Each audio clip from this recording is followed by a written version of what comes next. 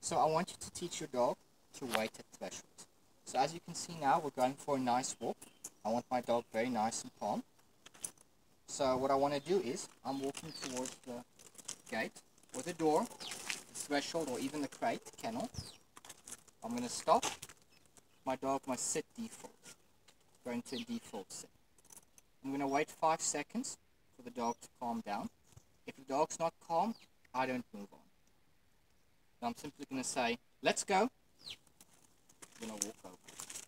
I'm going to stop again to make sure the dog's nice and calm. Wait 5 seconds. Let's go. And then I begin walking.